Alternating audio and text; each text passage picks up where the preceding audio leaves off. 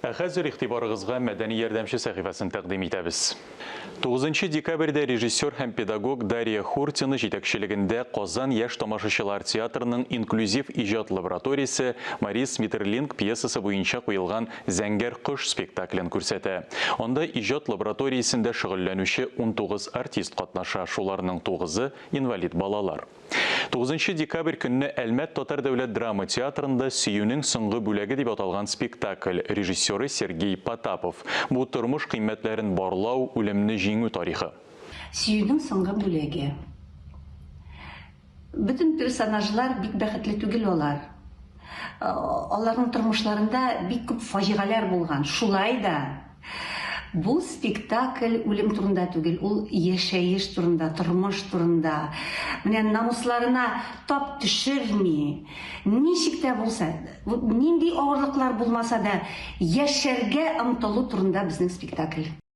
11 декабрьдә Әлмәт Татар дәүләт драма театрында Агыйделнең аръягында дип аталган спектакль күрсәтелә. Режиссеры Айрат Әбүшахманов. Спектакльнең нигезендә танылган язучы, әдәби тәнкыйтьче, филолог Хәсән Сарьянның «Егет язмышы» дигән повесте. Спектакльдә кулланыла торган күпчелек реквизитлар, костюмнар кешенең көн күрешеннән алынган.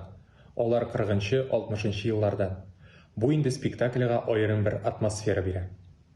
Концертлар турында. 10 декабрьдә Кукмара мәдәният йортында «Истәлек» иҗат берләшмәсенең концерт программасы була. «Истәлек» ул этно-фьюжн юнәлешендәге музыка төркеменең иҗат берләшмәсе. Концерт программасында Татарстан Республикасының заманча музыка иҗатын, фольклорын һәм электрониканы органик катнаштырып иҗат иткән популяр башкаручылар катнаша. 10 декабрь көнне сәгать 7-дә Кукмара шәһәре мәдәният йортында «Истәлек» иҗат берләшмәсенең концерт программасы узачак. «Истәлек» ул этно-фьюжн юнәлешендәге музыкаль төркемнәренең иҗади берләшмәсе. Килегез, дуслар, көтеп калабыз. Кукмара сәгать 7-дә.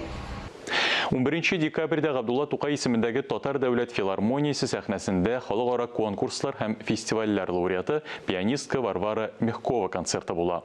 «Священный и мирской» дип аталган концерт программасы музыка могҗизасын яратучылар өчен чын ачыш булыр.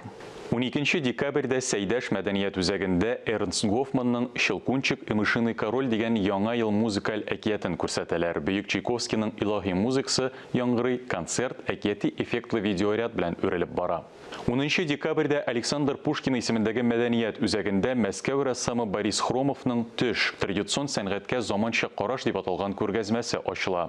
Күргәзмәдә рәссамның төрле техникаларда 40-ка якын эше тәкъдим ителә.